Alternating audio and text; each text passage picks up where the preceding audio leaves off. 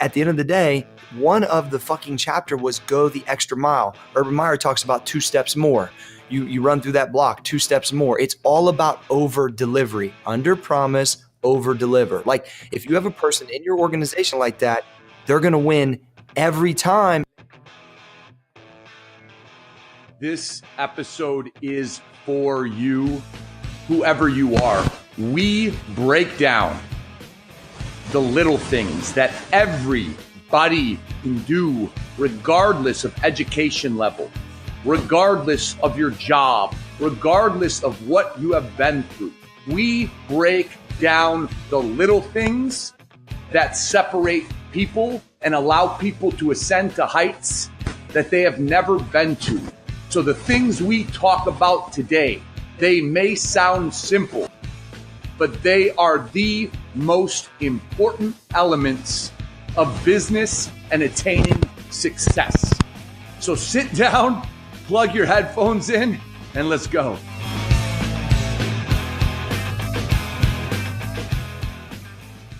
What's up, everybody, and welcome to another episode of Business and Biceps. And you better wake your ass up, because on today's show, we're going to give you some insight on how to operate and what all real businessmen expect.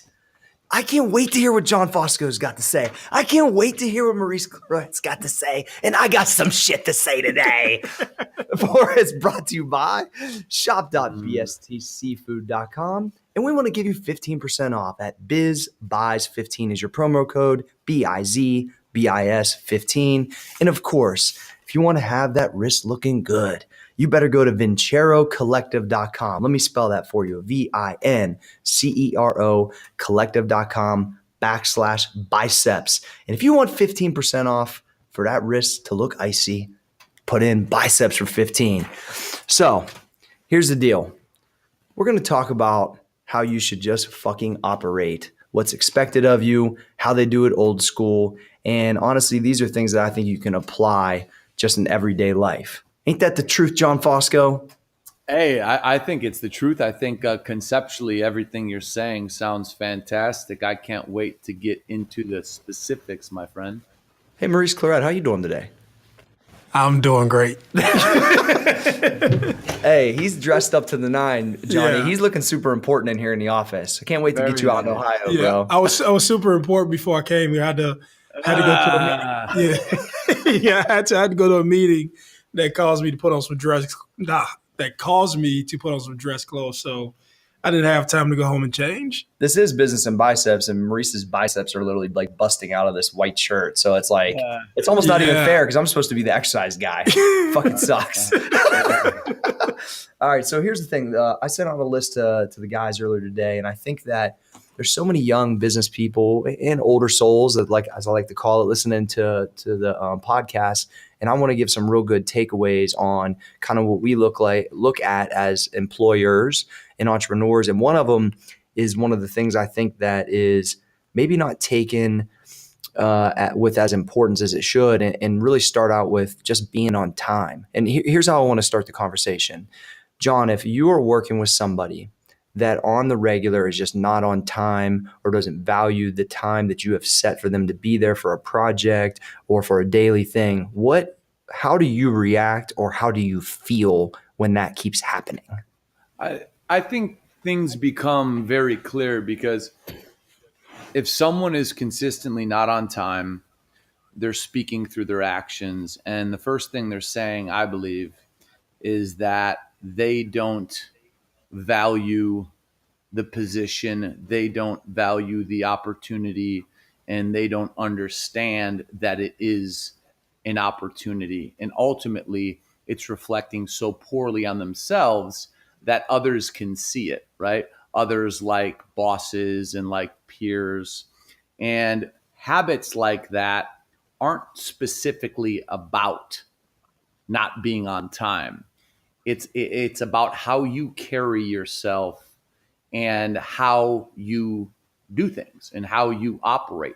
And if you're the kind of person who does not, put stress, put value, put focus onto being on time, you're saying to everybody else that, hey, this isn't that important. And in the real world, it's so important, and it speaks a million words to how you value the position you're in. And I think how I would handle that, Corey, and I have handled it, is explain to the individual that every time you walk in that door late, not only you are hurting yourself in this system and preventing yourself from getting a chance to come up, but everybody in this room, everyone in this office loses a little bit of respect for you, and you just drop yourself on the totem pole simply by that minor action. So you got to let them know that to them, it may be a minor action, but to others who see it, it's a major action, and it decreases respect and things along those lines.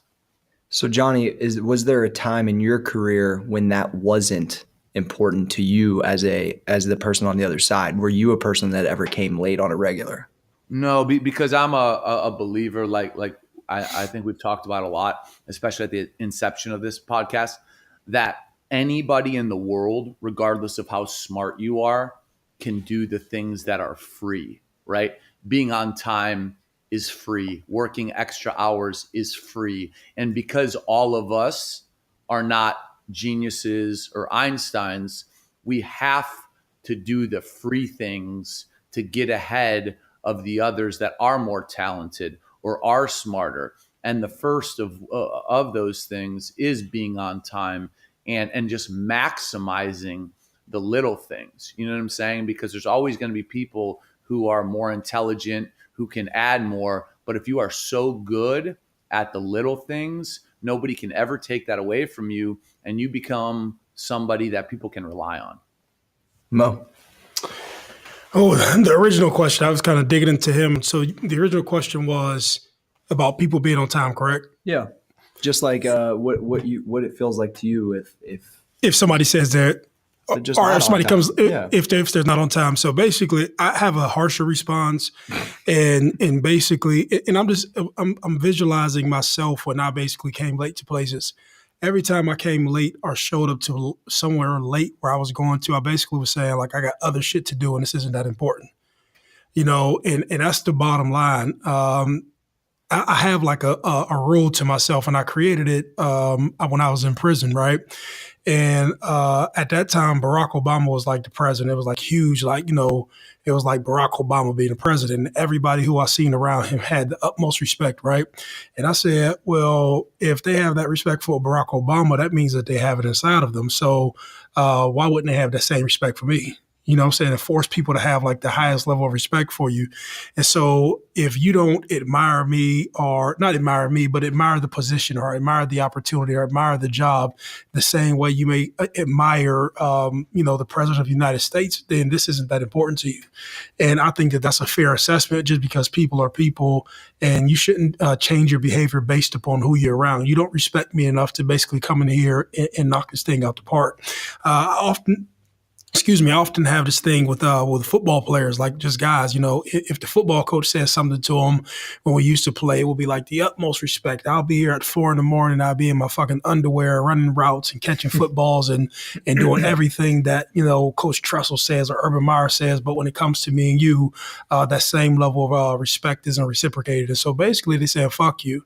And to be honest with you, say, okay, that's the energy you put out. That's the energy I have to give back to you. So I have to basically take this opportunity away from you, or I have to basically show you that there's consequences to not abiding by the rules. And so as you were talking earlier, I had my head down. Like, so oftentimes I'll sit here and I'll put my head down and I'll listen with the intention of of taking something from it. But you said something that was very vital to operations. So if you come in late, then that means you're delaying other people from doing their job. You're forcing other people to take their focus off their job and to do your job. And then the operational component where that person could be growing or that person could be learning or doing their job more efficiently, you fuck it up just because you said, fuck it. I'll get here when I get here. You know what I'm saying? And so it's nothing personal. It's just basic expectations for that person has to either raise or you have to raise up out of here. You know what I'm saying? One thing or another.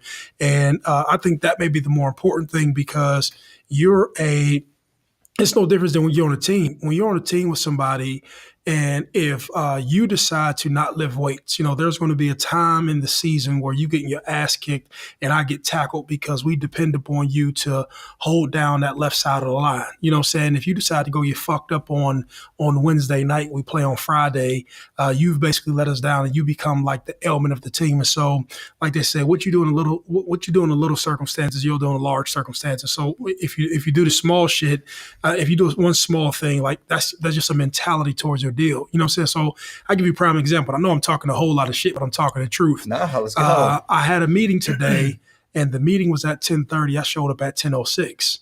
And so the lady was there. She said, "You're early." I said, "No, I'm on time."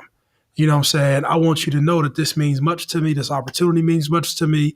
And so I will be here to close this deal. You know what I'm saying? And I'll be here to let you know I'm serious. And I could have went in a hoodie. She would have accepted that, right? But I went in a fucking suit to let her know, like, I'm trying to get big money out the situation to do big things. And so let's start in that space. They're taking you more serious, Reese. Take you more serious. And so my request that I ask for, the things that I say that I can do, when they look across, they're not looking at Maurice Claret, the kid. And so even if you're the person, I don't want to beat the person up or the people out in America who just may be fucking late. Like, please understand you're writing your reputation. You know what I'm saying? Yes. And you not showing up is basically allowing somebody to form an opinion to say, all right, this motherfucker doesn't give a fuck. Or there was something else important. And just ask yourself, right? If you work for fucking Google, would you be on time? If you work for fucking Apple, would you be on time? If you work for, if the Cleveland Browns called me today and they said be here at 7:52, would I be there? I'd be there at fucking 7:30. So why don't you have that regard for everybody? If you have that regard for every fucking person, yeah. Oh, so Johnny, look, you on fire over here, Johnny. So, this has nothing to do with Johnny, but I was in the mode before I got here, right? Somebody's trying to steal my shit. So all my little spidey senses are up. You know what I'm saying? Maurice is all fired up today. Yeah, but it's serious. Like, it's dead serious. But people don't take it this serious. That's the thing is they just look at it like, oh man, I'm just 12, 15 minutes late. But all that you guys between the two of you just talked for 10 minutes each on how that makes you look. I mean, it's unbelievable. Yeah, but I want to say one more thing, Core, about it is like when I assess, because I look at business as a game, when I assess the other players, right? I look at guys and I am enamored by guys or gals where I'm like, I cannot break them down and find a weakness, right? That's what the game of business is all about, right? Like the easiest thing to not give away as a weakness is being on time. Yeah. So don't be late. And then beyond that, it builds and builds. We talk about having a poker face, not showing emotion. We talk about working with people. When I look at people who are great and have repeated success in business, they never fuck up at the small things, ever, because they understand that everything they do is a reflection of where they're at, where they come from, and most importantly, where they want to go. So you are never, ever going to get them on the little shit. And the little shit is not being on time and this little bullshit that I like to call free, because we all can be great at it. But ultimately, like everything else in life, it's a choice. So do not choose to show weakness to others in this very cutthroat game. What I like to tie it directly to, Johnny and Reese, is reliability, right? So early in my career, the guy I learned off of, he was really good at personal training, really good at fitness, good personality, but he was bad about being on time and he was unreliable. And to me, those things really went hand in hand. And so what I decided to say is, well, guess what I'm good at? I'm the new guy. I'm over here. I'm Corey. I'm folding towels, but I'm always here. And I'm reliable, and I'm going to be early for your appointments. I'm going to stay late. I'm going to do the things, because the only way I could win at that point in time was be better than him at those things, because he was better than me as a trainer. No fucking question, right? He looked better than me at the time. He understood how to sell fitness at the time. He was legitimately better at the profession. But I really believe I was better at the things that were his weaknesses. And to me, like, I'm always taking that like underdog mentality, 6-man off the bench. Like I'm always looking for the things that I can expose to give me the advantage, because I always thought, kind of that look that I was had a disadvantage from, whether it was from athletics or like, for instance, in basketball, I might not be able to beat you this or that way, but I'd step on your shoes, I'd pull on your shorts. Like I was that guy, right? Everybody hates that guy. I'm the defender you didn't want to fuck with, right? Because I would do those things that I thought would give me an advantage. You know what I'm saying? That was still legal for the most part. And so my whole thing is, I think it's like reliability is so tied to that. And I never want to be known for a person that says, I don't fucking value your time. Because at the end of the day, when you walk in like that, to me, it's like arrogant to thinking that and I'll check people like, yo, you think your time is more valuable than mine? It doesn't work that way. It just doesn't work that way. And so there's so many young people that listen to this. I want them to know that right there, first impression for your internship, for your job interview, for a mentorship, be on fucking time every time, unless you have a good reason of something obviously unforeseen. Don't have a good reason. Yeah, don't have a good reason. Yeah, be on time. Just be on time. It just makes a huge. Well, I'll tell you, in the football world, they used to say 15 minutes early is on time. Yeah, I believe right. That. So right. You could take that. You could take that to the bank. Cash that motherfucker. Yeah, cash that check. Hey. One of my favorite ones is when people were fucking up and they're wondering why. I always say like, hey, you can't cash the reality checks, man. Absolutely. Absolutely. If that's what it is and you ain't making the paper, then you can't. I mean, that's why. Absolutely. Hey, so the other one I want to go over, Johnny, have you start on it first, is attention to detail. Talk about a person that's in the organization that has attention to detail. Because I think that's also when you're coming up in an organization, whether you want to be an entrepreneur, whether you're in just a system, but understanding something in a person that's crushing that you can count on, you can give them projects to. And I'm trying to teach these guys how they can like stand out in their organization. Go ahead. Yeah. So I'll build off your first point, being on time, and then I'll tie it to attention to detail. Again, those are two things that are free, that anybody can do. So if you're competing for a job against someone who went to Stanford and was summa cum laude, right? You can do that just as good as them. You can't do other things just as good as them. But if you have no education, you can pay attention to detail and be on time just as much as them. So when I look at somebody who I want to invest my time in as an employer, I want someone who is giving literally max effort and does not overlook the importance of any task. So when I'm looking at attention to detail, whether that's how you punctuate what you write, how you speak to people, the attitude in which you walk in the door on a daily basis, these little things that anyone, guys, it's this simple, can make a choice to do regardless of IQ. That's what I want. I don't need the guy who is a brilliant fucking genius Ivy Leaguer, right? Because they miss on a lot of these things because they think they're brilliant. I want the guy who says, you know what?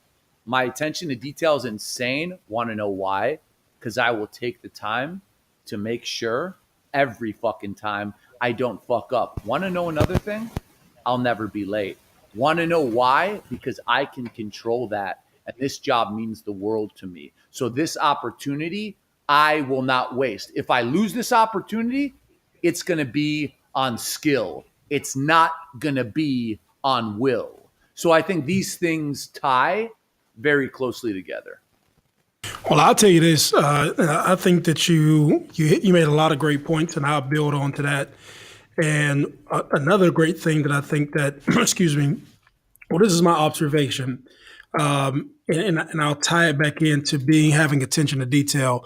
And I've come to find out that people, when they get employment, it is important for them to figure out how to do the job very easy. Or most people just want to go do the job and how can I get done without basically getting into the attention to detail and growing this deal. But I've come to find out that all of your growth happens when you pay attention to every task, when you're doing the shit that you really don't want to do, when you're solving problems, when you, like you say, even when you talk about this, Johnny, when you're walking in rooms and the attitude that you project and the relationships you have amongst others, and when the task is given to you by be it your boss or be it your supervisor or whoever's in an authoritative position, to take that and not just say, "Hey, I'm about to just fucking," just get by and do it, but to actually break it down, see what needs to be done, make sure that every task has a deadline, to make sure everything is done right, to make sure that you're following things through, to make sure that you're seeing things through. I think that's a big deal. Having the ability to, I don't know if that's my court. Yeah, having the ability to see task. I don't know. Having the ability to check and see task all the way through. And put like this, I'm gonna pass it back off to you, Johnny, because I'm hearing some feedback in the score. Go ahead. Yeah, no, for sure. I mean, I think at the end of the day, this is all a choice. So we're not getting into stuff that has to be developed, like techniques and negotiation and all these problem solving issues that come from business experience. The shit we're talking about right now has zero to do with experience. So if you're thinking, I'm not trained, I'm not this, I'm not that, this is the episode for you. Because if you're not trained, if you don't have experience, you can be on time every day. You can be 15 minutes early every day, and you can pay attention to detail, even if you're not the best reader, even if you're not the best writer, even if you don't walk around with a smile, you can choose to walk around with a smile. This is for you, listener, who doesn't have all the business experience. So that's what I love about this show is, there's diverse episodes from diverse mindsets, and this is for people who have yet to do it. And I can't stress enough, do these little things because they will take you to a position that you've never been, and then you'll go up from there. Here's the thing too, John, not only attention to detail, but going the extra mile. What I love, especially with young dudes in an organization or people that I'm working with, is that not only do they take initiative, they have attention to detail, but then they take it past that. Like, yo, gee, by the way, I thought, when I got onto this, and this could happen. So I went ahead and set that up on the spreadsheet, and I went ahead and, researched this, and this thing costs $8.99. It can make this better. Dude, that's Andrew Carnegie, once again, wisdom of Andrew Carnegie, Absolutely. Told by Napoleon Hill. At the end of the day, one of the fucking chapter was go the extra mile. Urban Meyer talks about 2 steps more. You run through that block, 2 steps more. It's all about over delivery, under promise, over deliver. Like if you have a person in your organization like that, they're going to win every time in progress because they are doing not only what you want, but plus some. And even if they're a little bit on the top side of it, you're never going to get mad about that. Absolutely. So if you want to fucking rise up, then you better puff your chest out and get that shit done.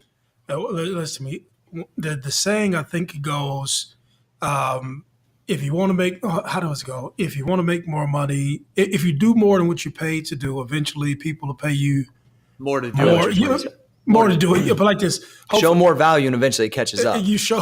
There's some smart motherfuckers listening to this, and I hope y'all got what I was trying to say.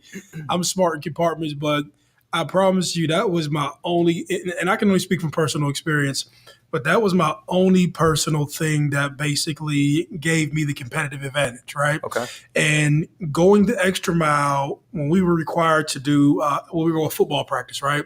Instead of running 15 yards, I would run 40 yards, right? Instead of lifting weights 1 time a day, I lift them 2 times a day. Instead of watching film 1 time a day, I watch more. When it came to just me reading in prison, I said, okay, I can read a book every month or I can read a book every week, right? And I would just, even though to myself, I would just crush it and just go the extra mile. I would take my mind frame out of 9 to 5 and I say, okay, yes. I'm going to work as much as I can and I'm going to work until I'm just fucking done with the work that I'm doing. And I'm going to do it every fucking day. And that over a period of time will compound and all of the work of me putting into that project will manifest a whole lot faster and I'll function in a different space, right? And so we talk about business and biceps, right? The space that people begin to function in, that is the entrepreneurial space, is the extra mile space, and that's why the shit feels so different, right? And that's when I'm working before everybody on my own time, during the time with everybody, then after the fucking time, and just on the law of averages and the law of repetition and the law of all of that shit. That's what compounds me to basically condition myself for the extra mile. And that's why people who are successful entrepreneurs who get that, that's why they fucking successful. You know what I'm saying? You look at most dudes, right? I look at people who run, there's two people who come to my mind in particular. People who run major departments for the state. Mm-hmm. I didn't even know, I'm talking to this lady, she said, yeah, Maurice, I'm in the gym every day at 3:00 in the morning. She's hitting the gym at 3:30, but she runs fucking 700 people. You know what I'm saying? And I'm sitting here saying to myself, like, she has the same fucking habits as dudes that I know, myself and you and other motherfuckers. And not to say you have to get up that early to be successful, but functioning outside the normal paradigm. You know what I'm saying? Functioning outside. And if you that dude who trying to climb the ladder of success, and I say this every time, and you can never say good shit too much. You can never say real shit too much, right? Because somebody may have not caught it in an episode, or this may be a person's first episode. Right now, I'll say this. One of the best things that you can understand to do if you want to gain more power, if you want to gain more influence within your organization, all you have to do is start taking other motherfuckers' responsibilities, right? Take your responsibilities, master those fucking responsibilities, start looking at other shit that you can do around the space that you're in. And once you start taking that and you become very responsible and very successful at that shit, whoever is above you is going to look at you and notice that shit moves because you move, right? Oh. And then from there, you're going to ascend to a different level because you have more leadership, more skills. You're able to steward those responsibilities better, right? And they're going to say, hey, you're doing such a great fucking job. How about you take the role that I was in so I can ascend to a different level and I can grow the company, I can do more, right? So just imagine, right? If you take one of these young dudes in here, this is what it is. You take one of these young dudes within the company, I'm going to give you everything I have, and then you go out there and you lead and you grow and you take more responsibility in that office. And once he grows, then he takes your space. Now, hey, all of these other things to grow the business, to grow the brand, to do more shit, that allows you to just ascend to a different level. Not hating on nobody, not talking shit, not saying he isn't doing his job and all that shit. Comes from fucking basic work ethic, right? That's all the shit is. And people notice the motherfucker on the extra mile. People notice the motherfucker who's in there early. People notice the motherfucker who's in there late. Just like you said about reliability. You know what they notice? Corey was going the extra mile because I'm here before everybody. This motherfucker may be good, but you can't depend on him. You know what I'm saying? Yeah. And because that's a talent thing, Reese. To me, these are the intangibles. These are the intangibles of fucking human beings. Yep. You know what I'm saying? Johnny, the shit, what you call it? The shit that you can do for free, right? Yep. For free. These are the fucking intangibles that makes it. This ain't black. This ain't white. This ain't classism. This ain't racism. This is fucking. It ain't suburban or urban. It ain't suburban or urban. It's not. It's fucking shit that every fucking person, no matter who you are, can control, no matter what environment you're in. And what position you're in. So like I'm going to give you guys a story from this morning. So I got up at about 4:45 a.m., right? Every Monday, we have started scheduling a call about apparel for max effort muscle. Okay, I don't have to do this, but at 4:45 a.m., I opened 6 windows this morning on my laptop. I opened Major League Baseball and all their teams, the NBA and all their teams, the NFL and all their teams, and then the collegiate sports, collegiate football, basketball, baseball. And I looked at all the combinations of colors, right? I spent an hour and a half looking at color combinations, making a note, copying, pasting the ones I like, simply to be able to submit a mock-up of a potential t-shirt that may never get made. I do not have to do that. I do not need to do that. My financial future has nothing to do with that. But my expectation of excellency and as close as I can come to perfection forced me to literally say, okay, how can we continue to do fresh shit as opposed to saying, okay, printer, make us 4 new shirts. No, dude, I'm up at 4:45 in the morning just torching my brain on how we can make colors look cool and appeal to different geographic regions of this country and continue to grow our brand. Okay, that is the extra mile. Nobody told me to do that, and I don't need to fucking do it, right? That's just who I am, and I'm going to tell you that's part of the reason I do okay in life. Johnny, I got to tell you, I love that you're getting up earlier. I mean, I know you was up late and you grind 24/7, but Yep.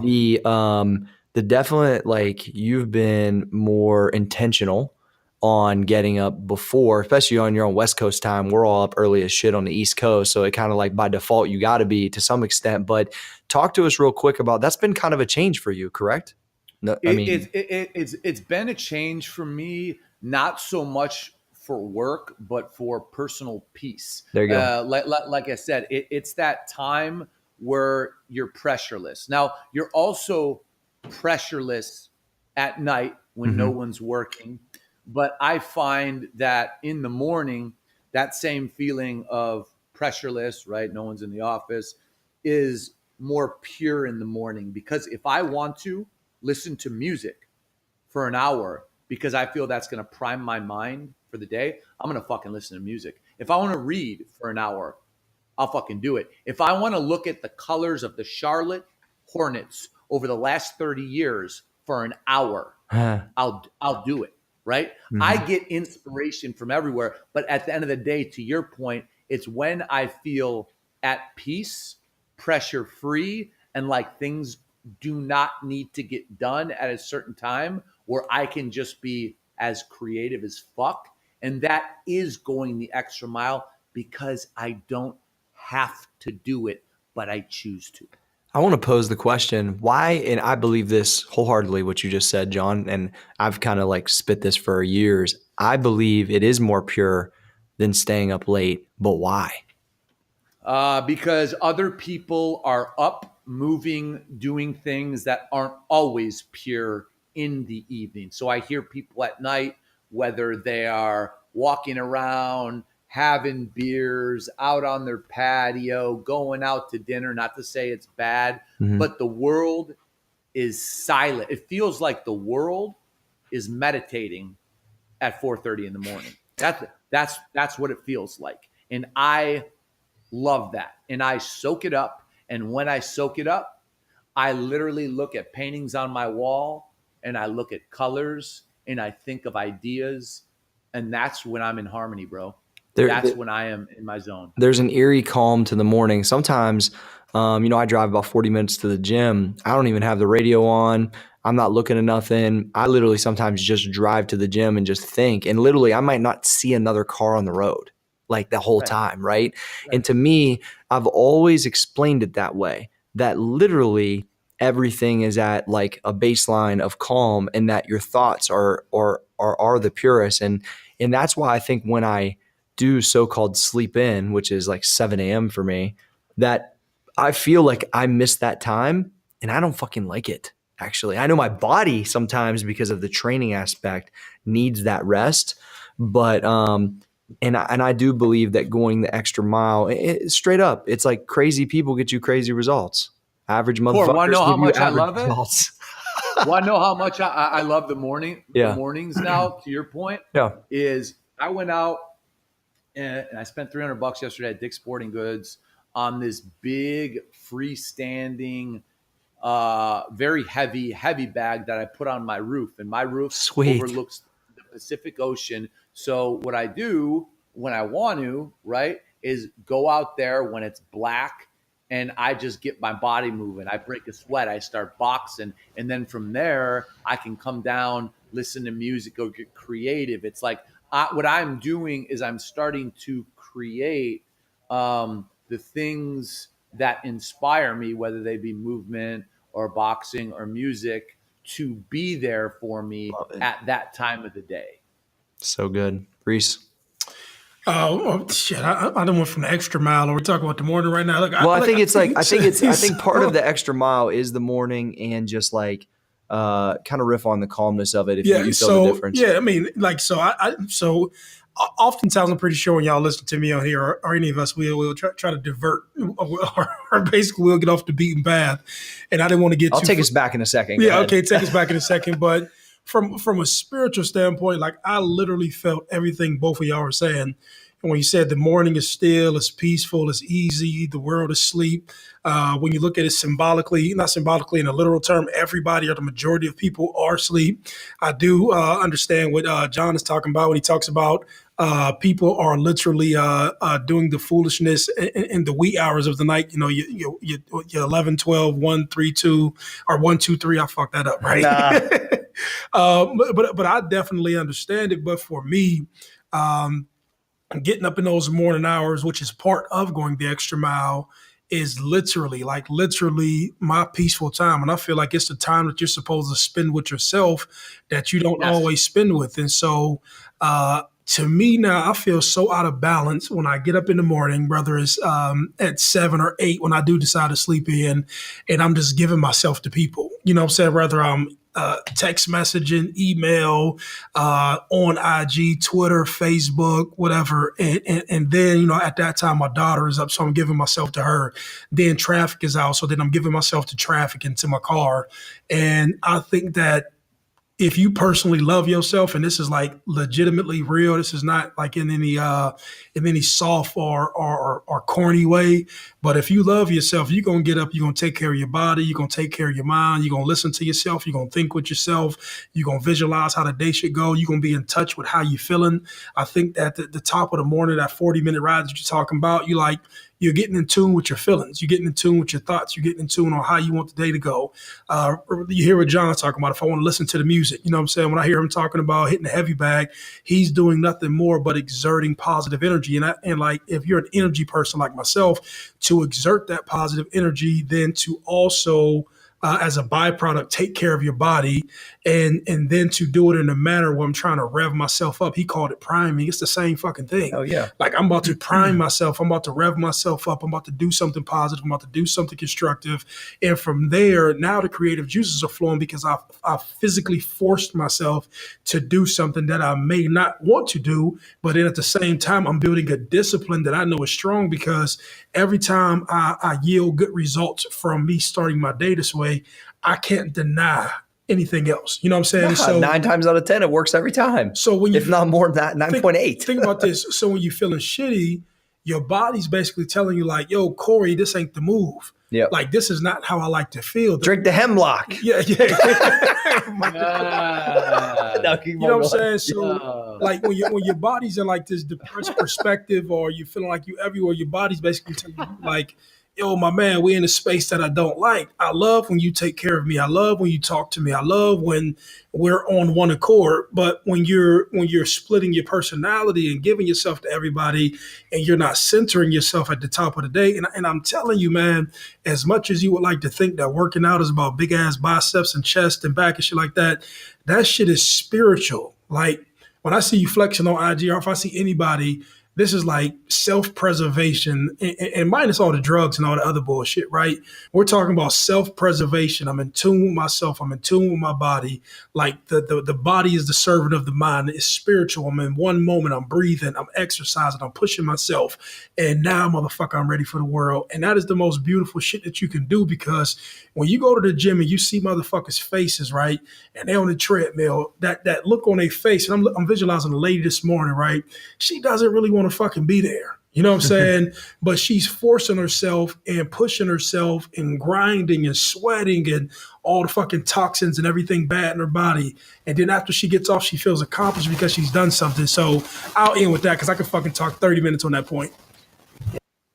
I think the next point is going to be is the team player.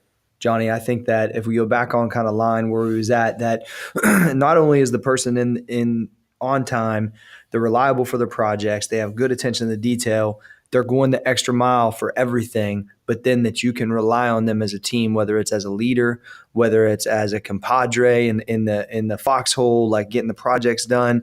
I think that at the end of the day, everybody wants to work with somebody they like, somebody that they can count on. And I think that if you can show camaraderie in the team and going the extra mile, that once again, that's another like unbelievable trait in the culture or the environment that you would be in if you want to progress? So you're absolutely right. You said a lot of things I was thinking, but here's one thing that I recommend to everybody, and I can go so many different ways with this, but I'm going to start here. Being a team player is about uplifting others, okay? And one thing I've learned that is so important to people and has no cost to you is credit. And I have learned that over time, even if somebody was not responsible for something or not fully responsible for something or partially responsible for something, I let them know, hey, this dude crushed it. Hey, we should all be proud of this dude. Now, in his head, he's thinking, oh, this feels good, man. Everyone's saying good job. But I know that myself or other people could have worked on it. But when you pass off your credit to anybody who could have or did work with you, you are identifying the fact that you will always be followed. You will always be respected. You will always be at the top of everyone's list if you can put your ego aside and give people credit constantly. And if anything, take the credit away from yourself. Because like I said, it's free and it's so powerful when you give it to somebody else and you let other people know, hey, this was this person's idea, or this person did that and it helped us like this. My God, that I have seen it with my own eyes. It will fucking move mountains. And then you have to ask yourself, what does it cost me to do that? And the cost is this. The cost is, well, people aren't going to think I did it, or people aren't going to think I'm responsible. Motherfucker, dude, that doesn't matter. People know what's going on. But if you can verbalize that and give people credit, you will just literally give yourself the ability to lead others and optimize so many things. Well, I'm going to speak about the importance of a team player, like from a slightly different angle, right? And it's from the angle of when I played football, and I'm thinking about a gentleman by the name of Chris Gamble. And Chris Gamble, to most people, he played 7 years for the what is it called? The Charlotte Panthers, right? Carolina. I said Charlotte. The Bobcats. Yeah, I got it mixed up. Like that's when you know you. Like, you're out of it, Reese. You're out of it, right? You were like that. But he played both ways, right? He played both ways, and so the significance of being able to adapt and fucking to help the team win was significant, right? And so he came to the team as a fucking wide receiver. In the process of being the wide receiver, we were out of practice, John, and the motherfucker was just balling. You know, he was balling on defense, just practicing, right? And so come second week of the season, this motherfucker never fucking practiced on defense. Came the second week of the season, no, third week of the season, we were playing Cincinnati, went down to Cincinnati, and they said, hey, since this motherfucker did so good at practice and our starting corner is injured, hey, can you just go over there and just lock that motherfucker up man to man? Just a stud athlete. Yeah, just a motherfucking stud athlete, knows no defense, just a fucking total team player. Like, when I say total team player, we're talking kickoff, punt return, offense, and defense. And in a football game, you got maybe 95 snaps. He was every bit of every game playing at least 75 of them, which is a lot of fucking plays every week, right? And so, John, my man caught 2 interceptions that game, ended up catching about 9 interceptions during the fucking year, starting offense, starting defense. And then get this, the next motherfucking year, the dude signs with the Carolina Panthers, the first round draft pick and the top maybe 15 picks, and then ended up signing for another 7 years, $69 million. And then the motherfucker was at the height of his career and he walked away because he said, hey, I've made enough fucking money. I don't even want the last 2 years. I want to go live my life. And so as a DB, as a fucking DB, wasn't beat up, wasn't all this other shit. and just made a ton of fucking money. Great fucking dude, but he actualized his dream in a whole different capacity just by being the guy who can plug in and do anything. He didn't have an ego. He didn't say, "Hey, motherfucker, I want to be a wide I was just gonna say, if his ego was like, "No, I'm staying on offense. I don't want to fuck with defense." Yeah, listen to me. I'm staying on offense. I don't want to fuck with defense. Or a lot of people get in that situation where be like, my fucking in the company. I don't want to be the vice president. I want to be the president. I want to be the fucking CEO. I don't want to be a co-CEO. I want to be the fucking supervisor. I don't want to be a co-supervisor. And just through title and through ego and how you perceive from the outside, a person will literally fuck up other things that can be in that process. And so I'm a music fan, and I remember there's a famous line by Beanie Siegel, and Beanie Siegel was a guy for Rockefeller Records, but he had a song called "I Can Feel It in the Air," and he said, "I ain't the captain of the yacht, but I'm on a boat." You know what I'm saying? Yeah. And so too many motherfuckers want to be the captain. Less motherfuckers just want to be on a boat. And so just like this. Yeah, he's on Jay-Z's boat. Here we go. I'm on a max effort boat. Yep. You know what I'm saying? And so I ain't the captain, but I'm cool. You know what I'm saying? And there's a whole lot of benefits I'm going to get from this motherfucker, but I ain't got to be the captain because it ain't that fucking important. I'm a team player. I plug in where I plug in. I do what I do. I handle my business. And there's a lot to even be learned from that. Like, you don't have to be the fucking superstar. You can just be like, I look at this like, and I know I'm talking about football, my mind just riffing. We had another dude, Mike Nugent. Mike Nugent was a kicker.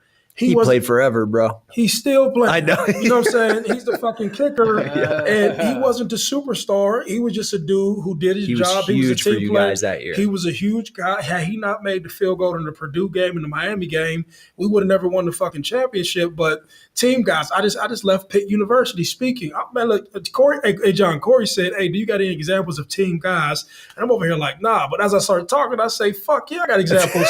Prime example, I just came from Pitt University. Mm-hmm. A guy by the name of Rob Harley and Dave Andrews. These dudes were grinders. These dudes was team guys. These dudes was the pick up the bad guys. These dudes were scout team players. These dudes was all the shit that you don't want to do. All the shit that, oh, I'm a celebrity, I can't do this. These motherfuckers literally right now has such good relationships with the coaches, such good relationships with the players, and knew the business inside and out. This motherfucker's he went from Michigan State being a linebackers coach to now he's the linebackers coach at fucking Pitt, probably making $400,000. Never played NFL. Dave Andrews, he learned the weightlifting game. He's probably making 80, 90 grand, like good living, doing some shit that he loves. This motherfucker now, he's not from he's not from the Valley or Youngstown, but he's from Washington Courthouse. Yeah. He's from a fucking poor ass place. Man, listen, I always say this time, poor white people, poor black people is the same fucking thing. You know what I'm saying? It ain't. They just call it different shit. If you poor, motherfuckers. You grew up in the same circumstances. He said it don't matter whether it's the hood or the trailer park. No, it's the same shit. You know what I'm saying? But I think you hit on something at the beginning that's key for like the DNA of a team player. You were talking about that dude who ended up getting drafted and played on both sides of the ball, right? It's somebody who's willing to switch or add, but I'll identify it as switching positions simply because they can help the team win. So a lot of people, when approached on, hey, we need you in this department in the office, or we need you to do this, and we're going to take you off what you're doing, or we're going to add to your workload, right? They think, you're going to add to my workload and pay me the same? Or you're going to take me away from there and I got to start all over. But what they don't understand is it's like, oh, okay, this is what you guys need me to do so we can win. This is where you believe, you think I am best suited to help the team win. Fuck yeah, put me in. That's where I want to be because it's not about me. It's about the team winning. It's about the company growing. It's about the company winning. And I think that is a huge trait, being willing to switch your position at the drop of a hat or at a position to help your cause win. John motherfucking Fosco. I love it. Next.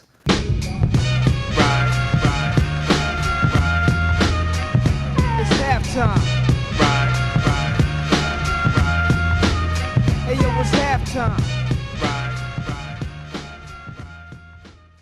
It's halftime, Johnny. So here's the deal. Mikey Scola, he had a question. He came in, he sent a direct message. He said, John Fosco, what is your favorite 3 fish that shop.bst seafood offers? Go. Lobster, flounder, and halibut. And I don't know if I said lobster, but straight up, I don't know if it's because where he gets it or what he does or the fact that he grabs it by hand out of the harbor. Literally, when we get that package, you know what I'm saying? When he sends that live lobster, that shit is so fresh. It's still good. Alive, John. It's so healthy. No shit, it's still alive. It looks at me and I talk to the fucking thing. I feel crazy, but I like to talk to him. Anyways, and I name them all before I boil the shit out of them. Anyways, it's the freshest seafood. And you guys got to remember, man, you guys all live healthy lifestyles. Seafood is a healthy option for lean protein, and Mikey Scola's got you covered. Shop.bstseafood.com. And Corey, I know we got a coupon code for. Yeah, we're going to give him 15% off, John. It's Biz, BIZ, 15 gives him 15% off. Check out our boy Mikey Scola at shop.bstseafood.com. All right, John, so I had a vision, right? I'm going to pitch this to Vincero. I don't know if they're in for it or not. Man, I want the Corey G fucking watch. I'm going to tell these motherfuckers. Listen. They're our sponsor. I probably shouldn't tell them motherfuckers nothing. yeah, exactly. Have some respect. At VinceroCollective.com/biceps. I'm going to tell these motherfuckers they need. Listen, I like the rose gold. I'm wearing it right now. It's kind of hot. I've never owned anything had rose gold on it before. I feel like Ricky Rose up in this mug. So here's the deal. If you go to VinceroCollective.com/biceps, I give you 15% off right now. I got some bad news for you, Corey. What? I got some really bad news for you. Eh? So, no, well, you're not even close. Obvious. Anyway, Come on, motherfucker. I'm a boss. Okay, but number two, the people at Vincero Collective, who are wonderful people, they're beautiful people, they're fantastic people. They called me. They said, John, you are the best podcaster we've ever heard in the history of podcasting. I said, I know it. And they said, because of that, number one, because we want to make a signature John Fosco watch. And I had one question for him. I said, if you're going to make a signature John Fosco watch, do you have the production capacity? Because I anticipate a minimum of 84 million pre-orders. And they said they can absolutely create 84 million watches in the next 2 weeks. So, Corey, I beat you to it. So if you want 15% off the 84 million watches John Fosco is about to sell, Vincero Collective would be our sponsor for eternity. Go to VinceroCollective.com/biceps. And we want to give you guys 15% off, or just use the promo code biceps and get that Ricky Rose. All right, let's go back to the show.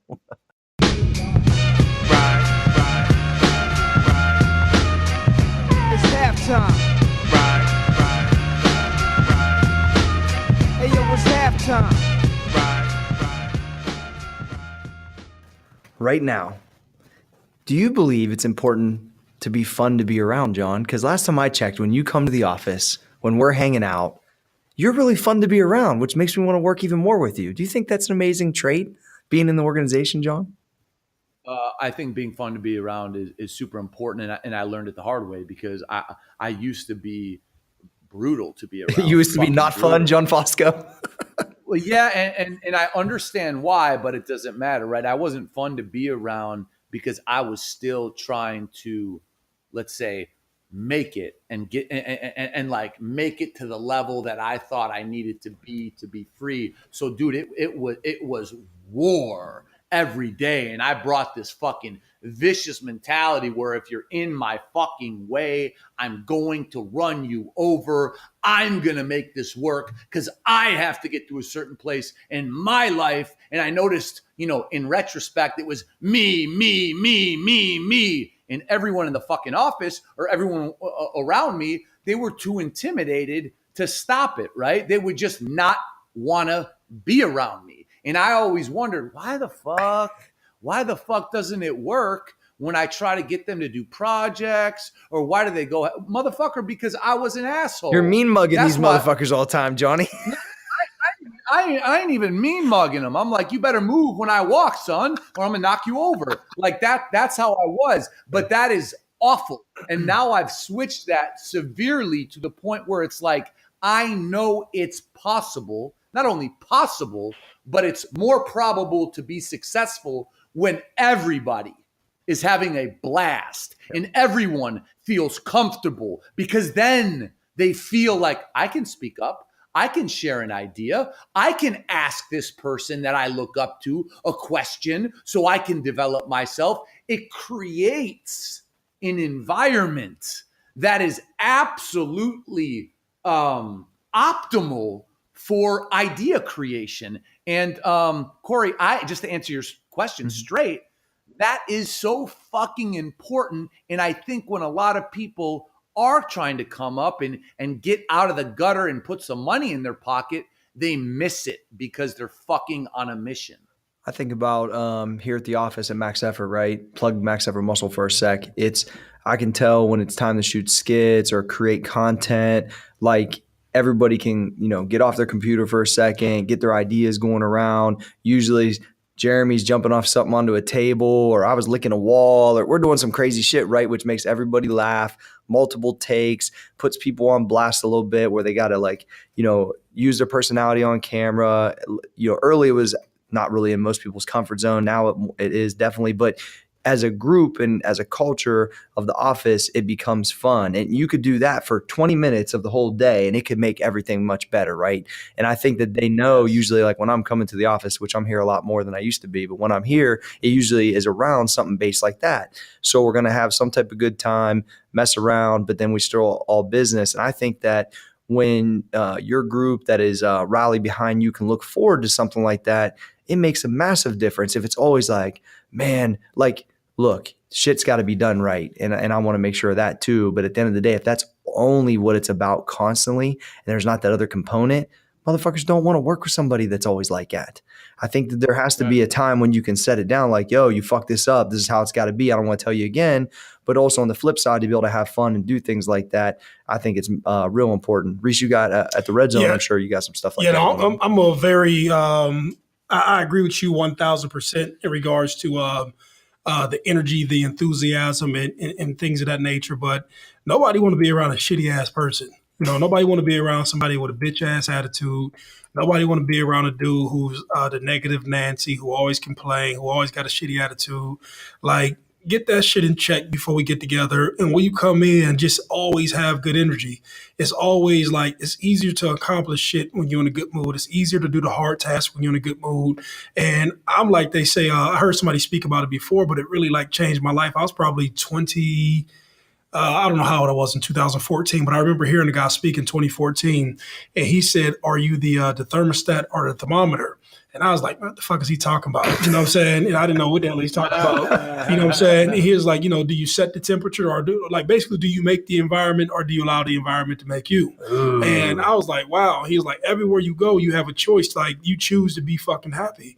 And like, even when you go in your house, like something I do that's very intentional, I go work out in the morning, but when I come back, and I'm in the house, and this is like before my daughter goes to school, I literally intentionally either put on what is it called? Classical music, right? I put it on my classical music station on Pandora, or I'm putting on something with praise and worship to set the energy. You know what I'm saying? And when she comes downstairs, I'm saying something positive to her. I'm putting her in the right mood. And then when we get in the car, I got a CD with like probably a compilation. It's in the car now, a compilation about like 9 speakers. You know what I'm saying? Like 9 good guys motivating and going like that.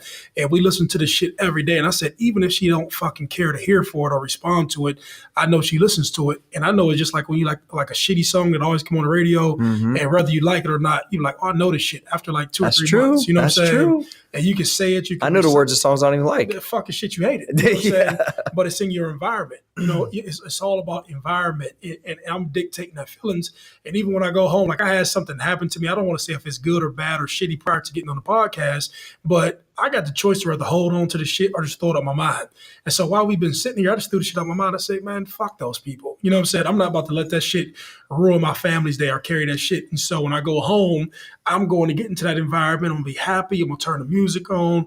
My fucking daughter on spring break. And so I'm not about to let some shitty situation ruin my fucking family. And so if a person, you having a problem with your girl at home, fuck it. You know what I'm saying? Deal with that shit when you get home. You know what I'm saying? You having a problem with anything, go into your work environment and own that space. You know what I'm saying? Motherfuckers who come in here, okay, some shit hard, but let's have a good time like working through the shit. There's no need to have a double whammy. Like I'm doing some hard shit with a bad attitude. You know what I'm saying? Like, yep. And that's really my piece on it. But just remember this. This is the biggest takeaway. Don't nobody want to be around no dude with no fucking nasty ass attitude. That shit just doesn't attract good shit. Like, you don't attract like if I come here with a shitty ass attitude, I'm not attracting Corey's best attitude towards me. You know what I'm saying? But if I got some good shit going on and I tell him about my good shit, he's going to tell me about his good shit. Next thing you know, we're in a positive space, having a good conversation, talking about, all of what life has to offer. But if you're just talking about the fucking world hates you, you know what I'm saying? You're going to be a fucking loser. I mean, let me tell you this. This is how not to be. Look, we should break it down, Reese. We should title this shit, because like this is what I want to say. This is like the cute version, right? But this is how not to be a fucking loser. Yeah. You know what I'm saying? This is like this is like not be a loser 101. I'm serious. You know what I'm saying? Like, and I know the guy listening to this, I'm being dead serious with you, right? You got dudes who are fucking losers in life, right? Because they don't want to go the extra mile. They don't want to show up on fucking time. What's the other list? They don't want to show up on fucking time. They're not reliable. They don't pay attention to detail. They're not a fucking team player. They're not fun to be around. These people are fucking losers. That's the bottom fucking line with this shit. And that's the purpose of this thing. It's like, don't be a fucking loser. You know what I'm saying? But if you start to lose in those spaces personally in life, you become a fucking loser. So if you tuned into this fucking podcast, you're like, okay, I got something that these dudes want. I'm not the most successful person in the world, but I done dug myself out of a hell of a situation and made my life into something the same way these dudes did on this fucking phone, right? Or sitting on the phone on the fucking speaker. I'm thinking like we talking on a fucking three-way or something, right? We are, kind of. Yeah, we're kind of, right? But the truth of the matter is like these are fundamental things that John say that are fucking free. All this shit, you don't need to be nothing special, but I need to make the decision. You have total fucking control over all the shit that we're talking about, and you can do this shit every day. And it's simple, but it's not easy. And you keep it simple. You have to have a discipline to keep them. You a discipline to keep it, but the drive or the effort to put into that discipline every day and to knock out, Corey gave me this word years ago, to knock out all the noise and just to just the shit that you can control, to be in that moment, to make that thing happen. Whatever you chasing, this shit helps you to do it. This ain't no fucking podcast 101 where you get a bunch of positive sayings, you get your fucking one liner in a cute YouTube video. This is fucking real shit. This isn't like none of that bullshit with the fucking cute shirts and the cute sayings and, come to my fluffy ass podcast meeting. No. This is shit you can take. I can apply this shit. I can get a fucking measurable result. And you can send a fucking direct message, say, you know what, man, that shit that I learned from y'all motherfuckers, that shit actually worked. And you know what you do? You go tell a motherfucker, right? You know what I'm saying? Like, hey, these dudes is kicking some shit, right? And so then you go back to the other podcasts that we've done already and you listen to the shit. You say, you know what? From listening to you guys, you changed my fucking family. And I'm telling you like this, the dude sitting to the right of me gave me information to put a book in place in my life and has given me advice to fucking help me become an entrepreneur or a fucking better one. And so I know this shit works. And I'm only saying this shit because it's fucking real. And this is my Johnny Fosco rant. Now I know we're top 10. Hey, baby.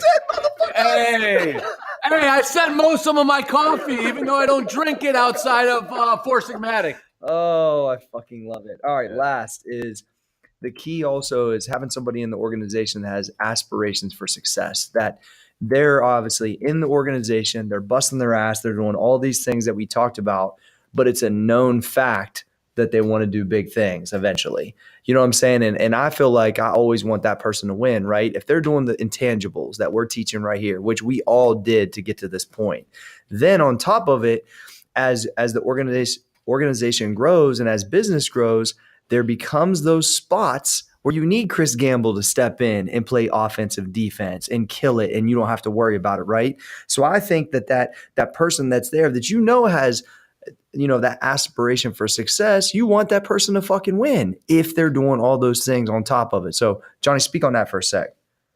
Corey, I got to admit, I missed the question. What was the question? The fact that when you have somebody in the organization that it's a known fact that like their agenda is to have aspirations for their own success, but they're doing all these intangibles right now to obviously help what it would be your dream or my dream or Reese's dream to come true currently in the organization, working their ass off. But they're in there they're trying to accumulate these skills to one day go and do their own thing. You know what I'm saying? And so like, I like guys like that in the organization because I know they're going to do these things right, but then I want them to win when it's their turn. You know what I'm saying?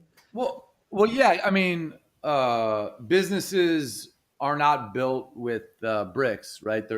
They're built with people. Yep. And what the person you just described is an absolute dream for a business owner, or is an absolute dream employee. So 1,000,000% you want people like that. But I think that the challenge is finding people like that, because people like that are scooped up so fast by the first business they ever come across, and they are brought in. But when you have someone who is willing to do all the intangibles, who has big aspirations, who has a great attitude, okay, look at your time as a leader like your money, right? And you have to be aware where you invest it.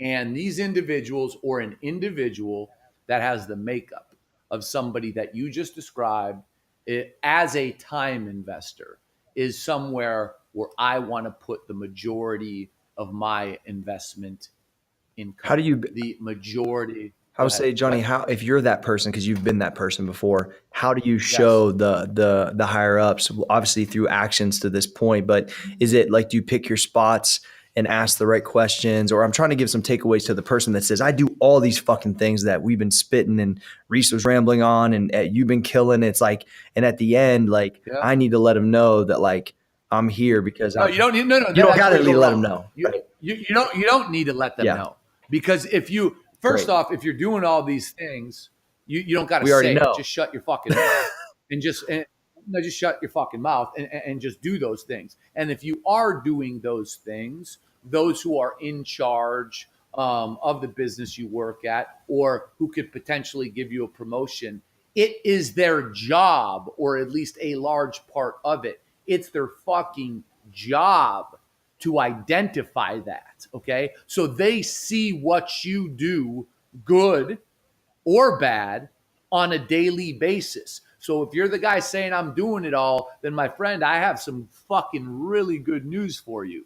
You are on your path to your dream. You are on your path to your dream, because all these things that involve discipline, that involve hard work, and that involve willing to do what others are not willing to do, is how you get to the next level. And then when you get to that level, it's the same motherfucking equation. You just have to acquire a higher level set of skills. It's crazy to me that everything we talked about is just a choice of effort. Effort is literally a choice, and you're choosing to want to do these things. No one teaches you any of this stuff.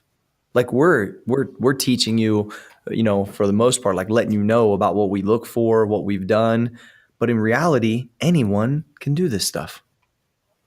I think everything in life is a choice. That's where it all boils down to.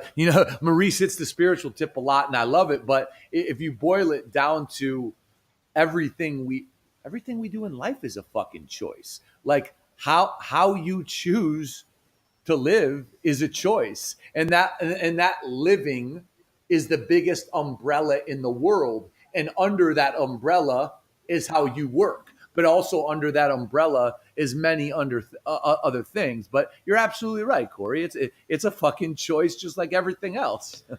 Maurice. Well, excuse me, and we're talking about just killing life in general. Just killing life in general. So I've been killing fucking life all day, and I'm gonna keep on killing fucking life. You know why I kill life? Because I have the choice, and I'm loving this shit. You know what I'm saying? Like, if you're listening to this stuff, and you've been down, you've been beat up, you know what I mean? You done went through shit and you've gotten through shit and you're going through shit and getting through shit. Man, that shit feels so fucking good. And I'm enjoying fucking life. And I don't know how else to say it other than I'm enjoying life. Like, go to my fucking IG, I got smiles on there. You know what I'm saying? I'm not shopping fucking cute pictures and cool shoes and shit. You know, I got smiles because that's how I'm fucking living. That's how I'm feeling about life. And that's some shit you can't fucking buy. You know what I'm saying? You can't buy your happiness. You know, I don't give a fuck how many cute Instagram pictures you have, but when you happy doing what you're doing and you fucking waking up and feeling good about life, and you can look to next week and the week after that and the week after that, and you're like, man, I'm just working. Like you may not be where you want to be, but you be like, man, I'm just on the right path. I'm working. Even little adverse moments come up. I've killed those motherfuckers. Like, this is nothing. I'm telling you, this is a great fucking time for me to be alive. I feel better now than I've ever did playing football. And Johnny, you understand me on this part. When you're not drinking, drugging, fucking around, not partying up late, you don't have 1,000 fucking distractions in your life. Like, to have the ability to have that focus and you're driven and you're locked in, and that's how you living with fucking life. And the shit that we're telling you all is the shit that, like, all these fundamental principles and all that stuff has to be a part of your character, has to be a part of your daily habits, have to be a part of who you are. Because I'm pretty sure John has pulled from people, Corey has pulled from people, and I've pulled from people, and we've done nothing more but extract great information and apply it to our life. But we've had results from just applying great American shit to us. You know what I'm saying? And this shit is American. This shit is not, like I keep on saying, it's not black or white. It doesn't matter. Oh, Corey, you're in that position. That shit doesn't matter. Like, what fucking matters is the shit that is for free. Can I apply that to my life? Can I attach it on to something that I'm fucking chasing? And can I have fun doing it? And the fun and the joy and the peace comes from doing shit that you love that fucking positively affects other people. This podcast positively affects other people. Max Effort positively affects other people. The Red Zone positively affects other people. And that's like when you living in tune. And then on top of that, you make the money from it. Dude, it's no fucking comparison. It's no fucking comparison to peace, to happiness, and to be happy about living life. But on another small note, if you're the dude and you're talking about the guys growing inside of different offices and the guys coming up, please, God, if you're that guy, please aspire to be and take everything from the person who's leading you. But in that same context, don't take from that motherfucking person that you're getting led by and then take and fucking, like, I can say this in the hustling game, right? Don't get taught how to hustle by your hustler. Then you go elsewhere. Then you take those skills and apply and compete directly with the person who's teaching you the game. Like, that's the fucked up. Like, that's the rat thing. You know what I'm saying? Like, you don't take what somebody's taught you, then take that and then try to take their connections and their resources. Yeah, get out of my pocket, motherfucker. Like, you can't hustle on my block. Yeah, like, that's what it is. Listen to me. I taught you this shit. Listen to me. Like, so Jake, you in the background. I'm teaching you this game to go take this elsewhere. Don't take that game and come here. Yeah. Then that means, like, you've been a thief the whole time. You've been sitting here trying to plot a scam and do this like that. Go take these skills and this hustle and everywhere. Go do that down the block. Don't come and do it. So don't be like one of them rat ass dudes who, you know, you're like. Yeah. But Mo, here's the beautiful thing, Mo. That's happened to me. I know it's happened to Corey. I don't know your business background as much, but that, I believe, happens more often than it doesn't happen. Because blind ambition enters the picture when people start seeing dollar signs. But what I love about it, right? We cannot control if it happens. If someone who we bring up and teach does that to us. What I love about, again, the game of business is it's going to serve you up to get your fucking shit pushed in. Because you fuck with a motherfucker that fucking trained your fucking ass on the game, and you think you're at his level to play the game. Well, here's something I'll fucking dare you to do. I dare you to test him. I dare you to test him, because speaking from my experience, it's happened a couple times, and I have put people out of business and I have left them with no incomes. And that may sound really mean because they could have family, but listen, if you want to come play my game and then fuck with me, do not cry about the fucking outcome if I was loyal to you and tried to teach you. So my point is this, Mo, is when that happens, the game of business whoops your ass. Hey, no question. And it's like, it's just inevitable. It's going to happen. So get ready for it. But hey, I want to share one thing that's kind of on my heart that happened to me this week.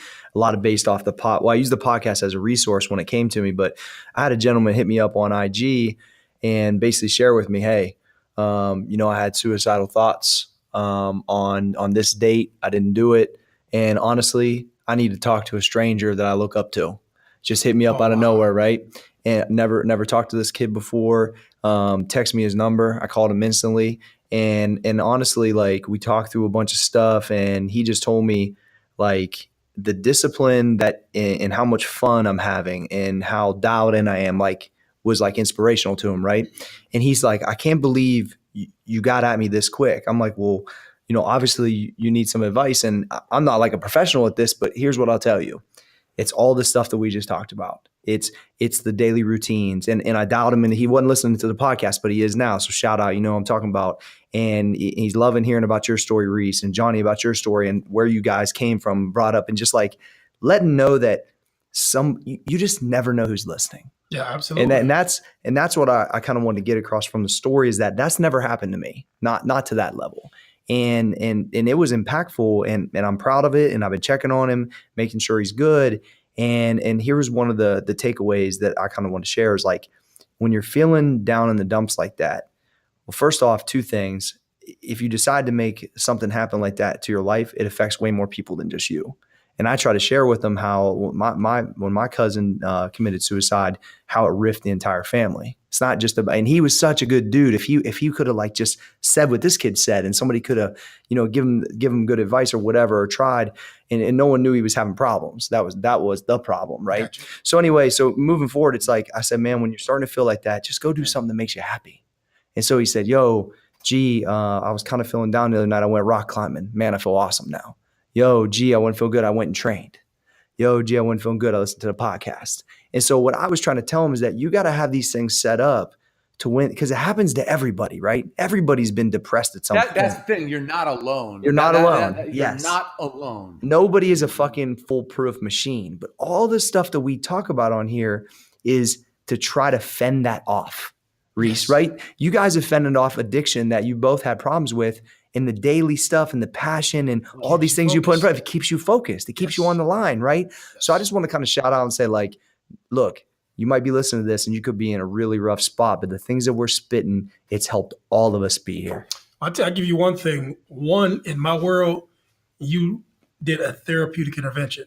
Yeah. So that's crisis mode intervention. That's what basically we do at the Red Zone, right? Mm-hmm. And so basically what you actually did is the same thing we do. We try to put you into a positive space. We talk you and basically mentally stabilize you. Like, hey, man, it's not as bad as you think it is. Somebody actually cares for you. Yep. You are a human being, reinforcing who that person is, reinforcing that they have value, reinforcing that they're somebody to somebody else. Then from there, like when you talk about addiction or you talk about bad behavior, you talk about depression, everything you take away, you have to replace with something else, right? And I'm not speaking to him. I'm speaking to more people who just may be having issues, right? So whatever you take away are just like the addiction. So John's addiction had to be replaced by something. My addiction had to be replaced by something, those behaviors, right? And so his suicidal thoughts had to be replaced by something that gives him something, a reward system. Yep. Me accomplishing a rock climb, me accomplishing a weight room, me accomplishing whatever it is that Johnny does or he does, me accomplishing the weight room, the treadmill, and all those things. And from there, when you stay in that space, you're not thinking about staying sober. You're thinking about your mission. And so from that guy, it's basically saying, like, hey, I'm not thinking about not killing myself. I'm thinking about living my life. Yes. And so oftentimes you get depressed and it's like, oh, I don't want to be depressed, but to actually focus on it and to acknowledge it's it. It's like a bad cycle, right, Reese? You're putting your energy into it when the energy can be put into developing and living your life. And so as your focus goes, your behavior goes. And so the focus should always be the alternate behavior that basically drives you into a positive space. And so that's my little therapeutic intervention to you. And I didn't learn that shit personally. I've seen so many therapists. And so this comes from me seeing therapists talk and me seeing therapists engage with people. And obviously over a period of time, over the years, when I see them every day, I get an education from them. So like you can take that to the fucking bank or to any social worker, counseling board, and guarantee that's a fucking fact to anybody who's listening. Yeah. Johnny Fosco. Crazy, right? I mean, yeah, I'm just listening to both you guys, and all I'm thinking is like, you gotta, at a minimum, want something. I don't care if it's one thing. If I think back on my situation or situations where I've spoken to people, you have to want something, because that want in life, that's your tool. That's your tool to focus on. That's your tool to harness your energy. That's your tool to do when you were doing those bad things or those other things or those destructive things. If you have one thing that you want, put your all into it. And it's so much easier for these negative things to fall off, because you can immerse yourself in that thing you want. But please don't just do something to do it, because that's what we call going through the motions. And when people go through the motions, that's a depressing existence, because you're not doing it because you want to do it. You're doing it because you feel you have to. And if you do it because you feel you have to, there is no passion, there's no love, there's no real energy in that. So man, find at least one thing you fucking love and want, and harness your energy in that bitch. That's what I did with business. And I thank the Lord every day that that's a skill that I have and I identified, because if I didn't, I would have relapsed and I would have killed myself. Not killed myself through suicide. I would have overdosed. Yeah. Well, I think it's a good way to, thanks for that, Johnny. Wrap it up. Once again, things that can make a difference, that is free, as Johnny Fosco likes to say. Being on time, reliable on your projects, or just reliable in general, attention to detail, going the extra mile, being a team player, being fun to be around, and just having aspirations for future success. All these things are things that we look for and that you should be doing if you're trying to head towards a successful future. We believe that. So Business and Biceps is the top 10 of iTunes business because of you. And we need reviews. We need subscriptions. It is just ridiculous if you're not subscribing. So I'm going to have Maurice Clarett run you over if you don't subscribe right now. And if you see this man's legs or John's biceps, you do not want to fuck with either of these two guys. So here's the deal. Make sure you subscribe right now. Leave us a 5-star rating, only a positive review. If you do that, you post on social media, tag Biz and Biceps, or send it to Jeremy at Business and Biceps. We might just send you a free t-shirt with our mugs on it, which is really cool. And make sure you guys support who's been supporting you. Shop.bstseafood.com if you want 15% off on some of the best fresh East Coast seafood delivered straight to your door overnight. Go to shop.bstseafood.com. Biz buys 15. That's BIZ. BIS 15 for 15% off. And if you want to get that watch when you're going out to dinner so you're looking right, go to vincerocollective.com/biceps. It's VINCERO collective.com. And the promo code is biceps for 15% off, and they have free shipping worldwide. Guys, we started a little bit all over the place, but I think we stayed on task. The stuff that was spit on this podcast, I think will be really, really useful for a lot of people. So good job today, fellas. Yeah. Yes, sir. John Fosco. Can the podcast be stopped? The podcast!